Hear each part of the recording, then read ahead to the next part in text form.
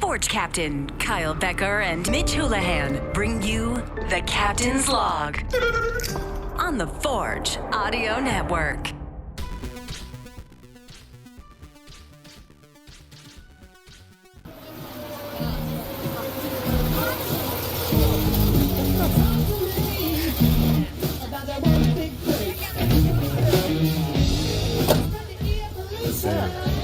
I think this should probably just be the Captain's Log intro song, no?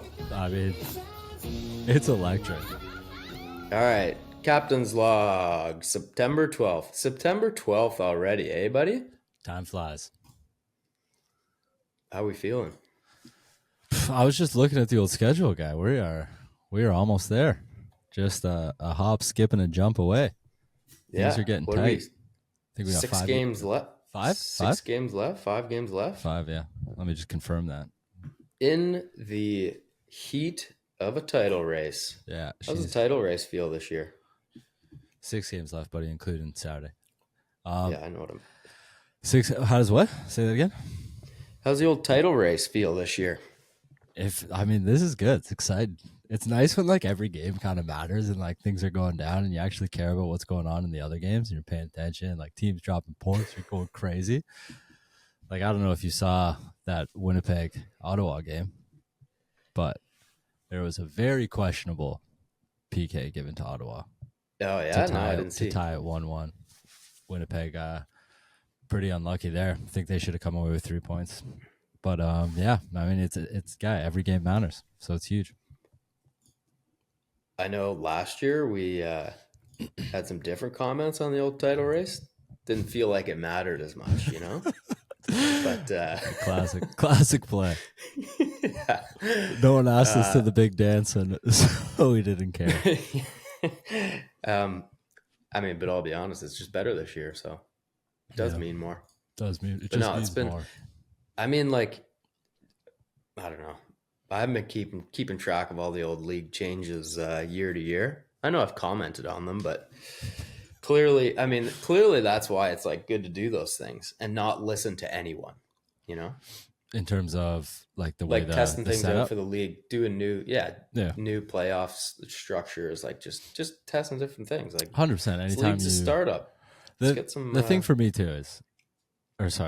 me is when these changes kind of come out, everyone kind of gets up in arms and it is what it is. But the reality of an 8-team league is you kind of do have struggles. Like it's hard to just do a traditional, play the season. If this is whoever wins out wins, it is what it is and you move on. Obviously in North America, playoffs are a big thing, but with it, I think you just provide another way to get another playoff game into another market. And ultimately that was the goal with this. And there's little nuances that I think are always going to be talking points and people are going to like certain things about it. People aren't going to like other things about it, but it is what it is with a small league. You got to try new things. And if it sticks, it sticks. Otherwise you go back to the drawing board and do it again. Yeah. And like everyone's just going to forget what happened the year before anyways. Ultimately, I think the big thing though is that there is a regular season and a playoff, because I just think that's great. Everyone wants that. You want something to play for, so you keep it competitive to the very end, and then obviously everyone loves a little playoff run. Best of both worlds. Yeah, we nailed it. Nailed it. I think it's got to be locked in pretty good here. Yeah, but yeah, we gotta title see race this thing out. First year of the title race, honestly, I don't think anyone was really taking it seriously last year. But now that everyone is, it's electric. Boys just knew we needed to squeak in. Just let us get a peek in at the dance. Hey, but and we'll show you. The Forgers are obviously looking strong in the title race right now. Like it'll take a lot. You're 2 games up. Yeah, gonna be tough to keep the old focus. That's been a little bit of the boys' Achilles heel, huh? Things are going good. Boom! Right into oncoming traffic. Yeah. 100%. We zigged when we should have zagged. Well, you were zagging. You were zagging the last couple of weeks. Yeah. Couple big performances from some boys stepping up. Yeah, let's do a proper, like I was saying, I think I think there's a couple. I think there's a couple listeners to the pod because like I said, What do you I think think hearing, I'm seeing buddy? some things. Think I'm seeing some things in the broadcasts that are.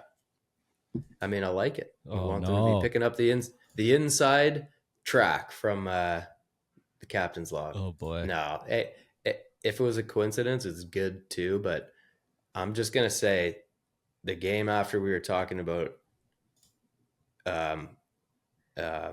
Cisse's style points and sweet baggy shorts, there was a comment about his baggy shorts. No, dude. That's coming straight from the log. No one's Gotta be from the log. No one. And just give us a give us hey, a how shout-out. are you? Give us Come a on. shout out. Oh, listen to this one too. Yep. Remember when we were talking about a couple beverages with Bev? Yep. Coach Bev? Yep. After the drone show? Bevies with Bev. Yeah, now what do we got? Bevies with Bobby. Oh, Bobski's taking some fans for a drink. That's gonna be neat. Yeah. What do you think his drink of choice is? Probably like a White Russian. Just getting all caught in the beard a little bit. Yeah, he just has to keep doing the squeeze out the beard. No, I think he just lets it go. That's why it's all salt and peppery. That's not age. That's the White Russian. Holy, I don't know. that's an all-time shout. I've to be honest, watching The Big Lebowski many a time, I haven't had nearly enough White Russians. I don't even know if I've ever had like a proper one, but I don't know. Yeah, like he makes it look I- so good in the movie, but then the thought of it, like just powdered milk vodka and some other stuff. He's like, yeah. The idea of it isn't great. Like, am I Definitely gonna isn't have great. like a box of cookies with my White Russian? Is Just there dipping anything my else? double chocolates into there, guy. Oh, Is there anything else in it, or are we just like, I feel like is there's this just- Kahlua. No, I could be wrong. Or Okay, is there's that like some different- sweet stuff. I feel 'Cause, like there yeah, has to be like a liqueur into it. It can't just be. I mean, Davey, behind the scenes, give us a breakdown of what goes into a White Russian. But yeah, because that's it definitely in my head too. It's always just been like literally milk and vodka. I don't know, just but- the old breakfast cocktail. Vodka, Kahlua, and heavy cream. Oh, some good I'm old sure you heavy can put cream. milk in there instead of heavy No, cream. you got to go with the heavy stuff. Heavy cream too. That real sweet heavy cream. Jesus. Honestly, Yeah, misses with that. What are you trying to lose a couple lbs, buddy? Get out of here. No, you're not making a oat milk White Russian. I'll tell you that much. no substitutes allowed. I think I might be into that. I think Hearing that, yeah, I think we should probably try them out next week. I think we should have a couple of White Russians on the show. yeah, just We're both just sipping a milk tall pod. glass. Just a We couple talk about- bags of milk with their drinks of choice. Milk. Yeah. Buddy. All right. I think so before we move on, but I'm Yeah, hopeful that he just walks into. I wonder how is it like a open to the public thing and the Q&A, or is it like you got to get some tickets and it's only a certain amount of people? Because if it's that, I hope he just storms in there, slams a bottle of Ouzo on the table, and just yells at everyone about tactics for 2 hours. Until the bottle's done. Yeah, let's just lead into it. Lead into it, Bob. I don't know. It got thrown. It went out with the. It was in an email. Someone sent it to us in our group chat. Oh yeah. Kev sent it. Should we go for some bevies with Bobby? And I don't think he liked the venue. I didn't see you getting credit for that name. Unreal. Yeah, I didn't see. Oh yeah. It's at the old Moxie's. Great We should go establishment, to buddy. that. That'd be great. Anyone who goes to Moxie's, just get yourself a blackened chicken burger, and you will walk out happy. Hey, if you're on a date and you're in high school, you got to go to Moxie's. High school. I can't wait till I go to high school, Billy. Gee, I can't wait till I go to high school. Don't you say that. Don't you ever say that. Stay here. Stay as long as you can. For the love of God, cherish it. Oh, buddy. Hey, speaking of high school, Yeah. Noah Jensen, the man. How about that for a sports story, eh? What, just come in and hit 2 absolute Stevie G's? Belters? Noah's Ark. The guy loves like to call to it. answer the call, huh? Yeah. So give us a little give us a little preamble to that game. And what we're talking about here, the Noah game. Yeah, so 2 games ago, home game against Pacific. Short week coming off disappointing game against TFC. Toronto, yeah. Boys got bumped from the old can champ. Friday night on a short week, as I said, game was Tuesday. Some of the boys were beat up, myself included. Came down with a little something in that game. Noah got the call. Even cooler, the boy got the armband for the game, and even with Alex being in the lineup, and the guy stepped up massively. First half, absolute bingo. I think the first one was better than the second one, just because of the touch. You know what? What? It's been a couple of years. We're ready for these things now. Oh yeah, we got the goal loaded up. Ooh, boys know how to produce. Play that music. Hands it off to Ampoma. Schwanier now. Collapsing defense from Pacific. No shot able to come away. Jensen wants to change it. And Noah Jensen with a missile will open the score. Look at that trot. An absolute missile. Look at that trot. I would have liked more. I'll tell you what. He does have a trot, but let's not talk about the trot. No, but I would have liked a little bit more. Like, get over and punch the camera or something. Just that deserves a camera shake because that was an absolute belter. I mean, there was a lot in that there. It was great. Honestly, that just I think that capped off a very strong start to that game. The boys, we came out and we were looking pretty dominant. Let's who was that starting lineup? Who else was in there? Mateo got the start in that game too. Nana came off pretty early with a hamstring injury. So then Amadou, young guy, came in, played some big minutes that game, which was great. Dom getting in the lineup, Malik playing left back, Daniel getting a little bit of a rest. Yeah, it was huge, and we came out sharp, and then that kind of goal just it's everything you want. Or that early in the game, score a belter, set the tone. The boys kind of took the foot off the pedal a little bit after that, but we were in total control, and then kept her going into the second half, and then Noah's music came again. And that boy, a little bit against the grain this one, but incredibly necessary. And I'm just what do they call it in the Sandlot? Burst the guts of the ball. No, it ain't. Come on, Benny, man. Maybe 2 or 3 guys in history ever busted the guts out of a ball. Must be an omen. Forget what it's called. Yeah. But whatever. Well, one of those. We'll figure that out. We'll get a fact check on that one. Let's take a look. Kone gets the pass off just in time. Jensen again! Can you believe a second blast for a brace? I mean, this one's pretty good, dude. On the half across the body. Like, they're both very good goals. Yeah. They're legit Stevie G's. It's what you dream about. Yeah. Crushed and like first game with hey, you know who else might be listening to you? Who? A couple guys on the team. Take your chance, eh? Take your chance, eh? Hey, keep your head down. Keep working. Yeah. No, it was Take good. Your chance when it comes. I think it was even better for a guy like Noah too, because obviously we've seen time and time again in his time here at Forge that the kid's got bags of talent.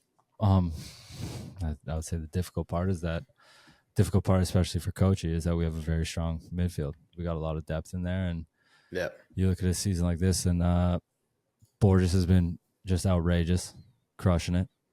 But I think we've had more, I would say, rotation than in years past in terms of the guys in the middle are just getting more minutes. So Noah's been playing, and he's been playing well, and to kind of miss, I think there was a little bit of a fire burning from that Tuesday night too, because he didn't really come on and make an appearance in that TFC game.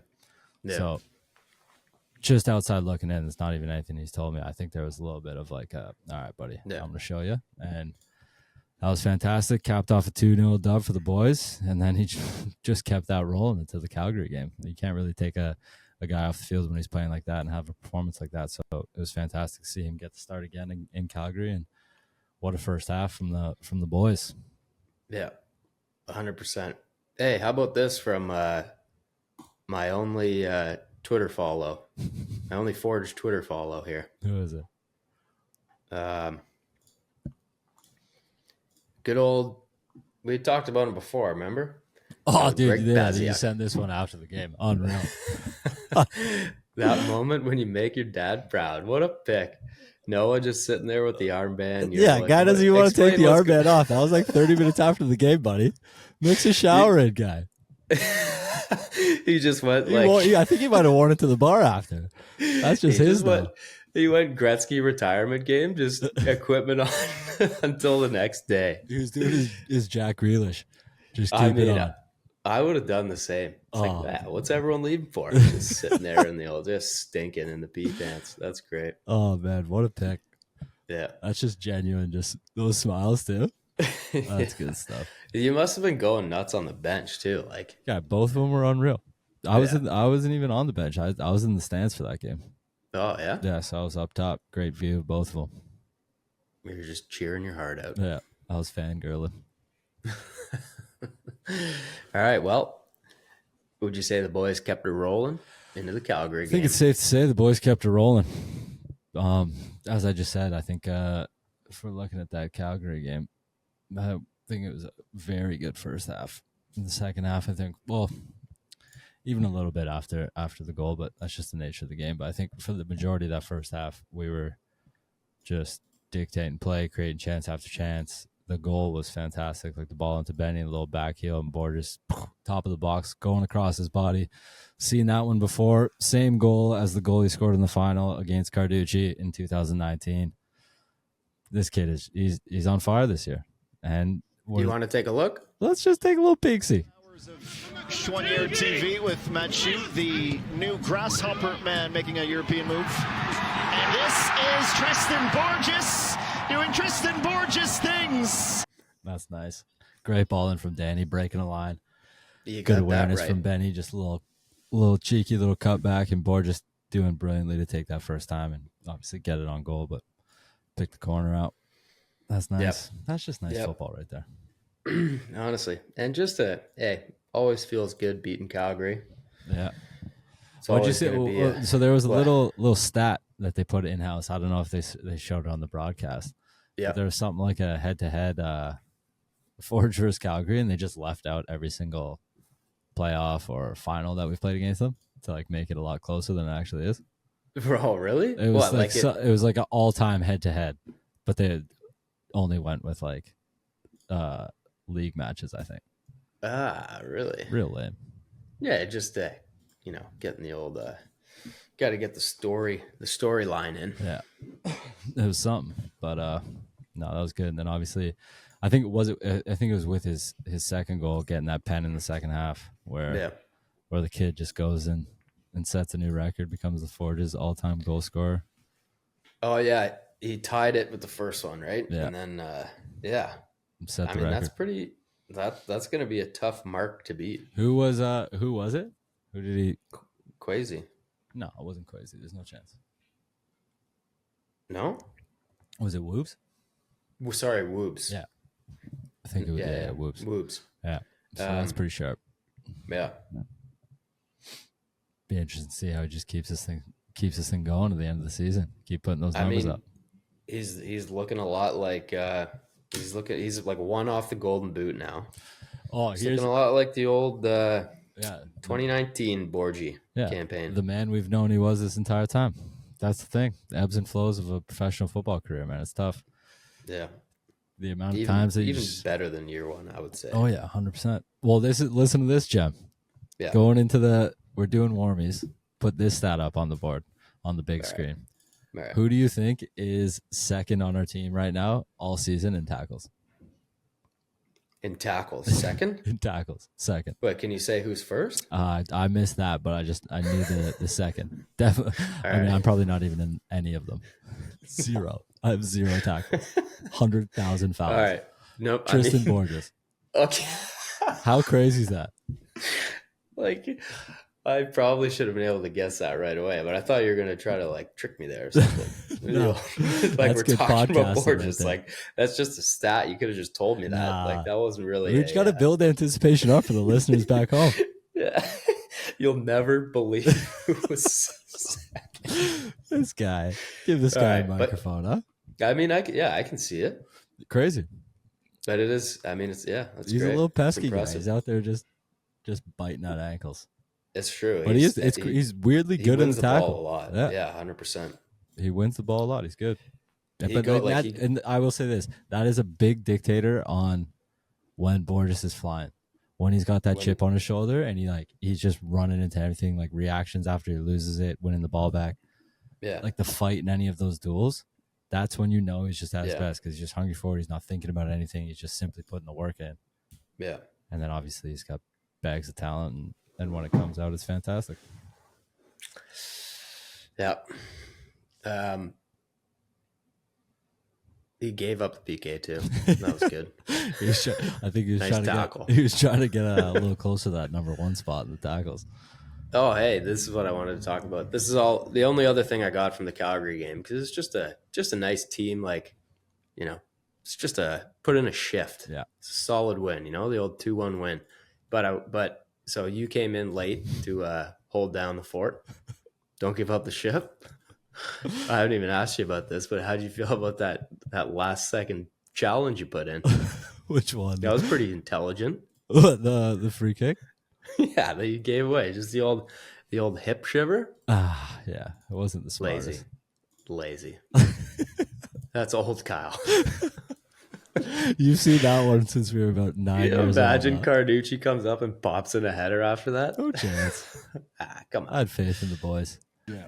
But yeah, 9 times out of 10, that classic Kyle Bekker tackle, I think, is a foul. I think it was called a foul. But then that one time, just the old reverse trip, and you're in. Yeah, 100%. That was dumb. It was nice. It was nice that the boys saw that one out for me because I've been burned on a few of those dumb plays throughout my career. I think this is one of the greatest clips of the year.